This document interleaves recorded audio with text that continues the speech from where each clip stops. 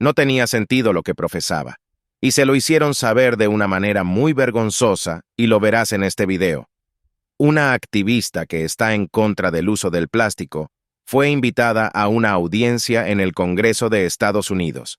El diputado que ves en pantalla la bombardeó con preguntas que demostraban la ironía de sus afirmaciones. Mira el video completo y verás cómo se cae su argumento.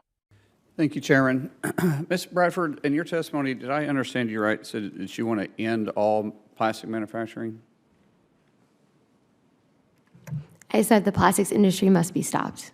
So does that mean end plastic manufacturing? I mean, in my dream world, sure, but I think that, go ahead. No, so I don't mean to be condescending here. I just point out, what's going to replace your glasses? Like, So how I would you wear do your know, glasses around your face? They're made of plastic. maybe. No, I don't know what they're made out of. They are. What So- about, and I'm just pointing out some things here, because I just want to be realistic when we're having conversations, because when statements are made like this, I just want to open people's eyes and say, well, okay, that's easy to say, but what's the solution? Your water bottle in front of you, This one? yes, that plastic? No. The lid is. That's plastic. Right. So Right. I would say to Your your cell phone- question that I would first be concerned about single-use plastics, and then we can talk about alternatives to this. Your cell phone there, is it plastic? The cases, but it's glass because I broke Oh, the components the inside of it's screen not yesterday. plastic? The components made out of it's not in plastic? Yeah, they are. The water that you filled that water bottle up with, where'd you fill that water bottle up out of?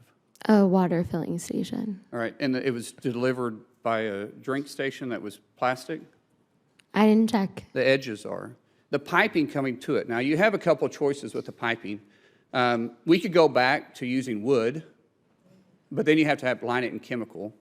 Or we could go back and use lead, because we used to have water piping that was lead. That was harmful to us. We go back to galvanized, but galvanized rust and had discoloration.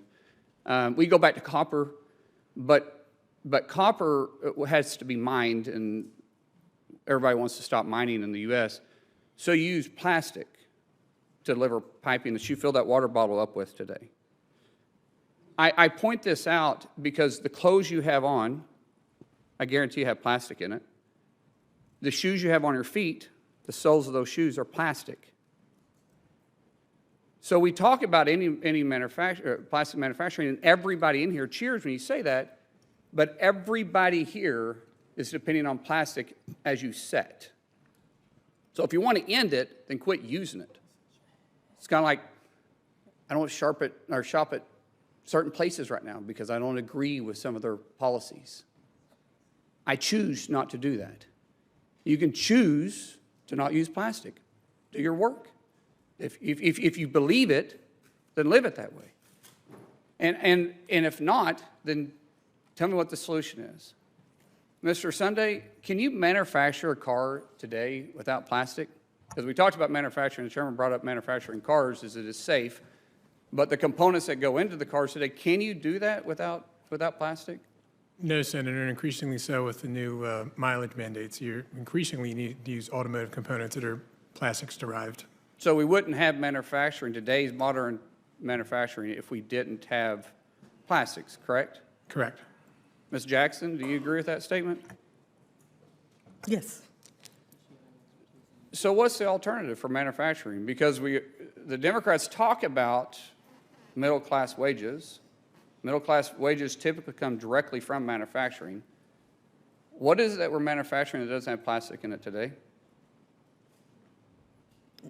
Nothing, and you know what? It would increase the cost of everything if we turn to an alternative, and it would disproportionately impact low-income people who have lower incomes. It would be another regressive tax on the poor. So according to your testimony, Ms. Jackson, it sounds like you're saying that the environmental justice agenda does more harm than good for low-income families. Is that correct? Yes, and you know, I have the unique opportunity to see both sides when the industry comes in the area and when it doesn't. As an auditor, I worked on Nissan North America. Nissan North America moved to Smyrna, Tennessee, where it built the largest automotive manufacturing plants. And the transformation was astonishing. I mean, it went from a community that was poor to a community that U.S. World News voted one of the top 10 places to retire. You had poor people in areas that were poor that became middle class. You had middle class people that became upper middle class, and a lot of upper middle class people that became affluent. They have attractions, they have amenities, they have housing, affordability. I mean, the amount of prosperity in that area has resonated out 3 counties.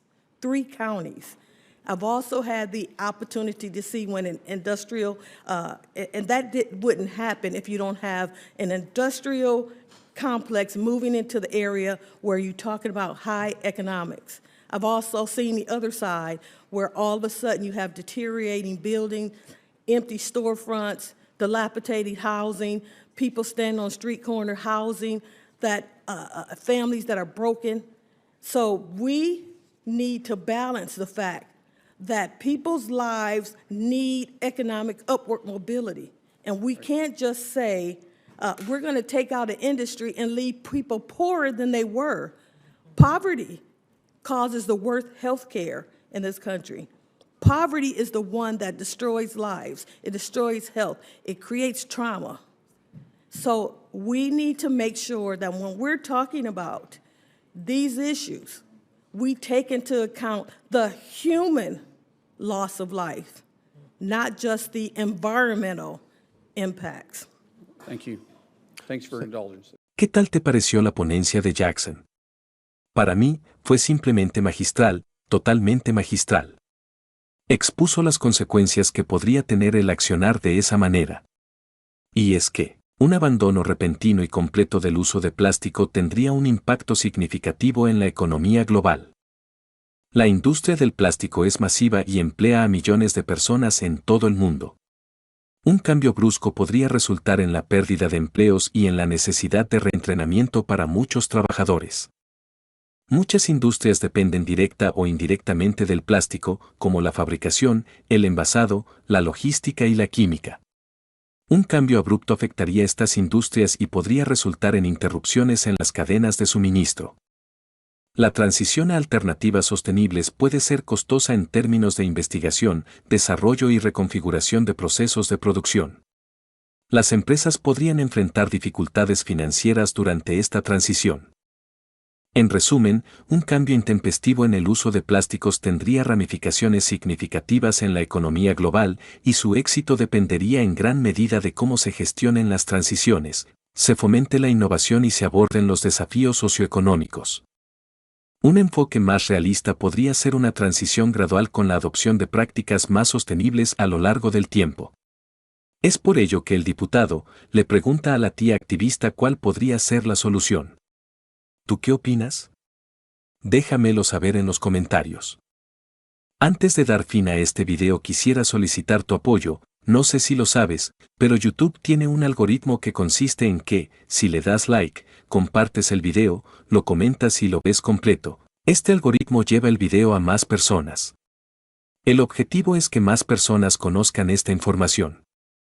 Asimismo, te comento que, si te gusta este proyecto y deseas apoyarnos económicamente, puedes hacerlo con un donativo a través de PayPal, el enlace está en la descripción. Gracias, hasta luego.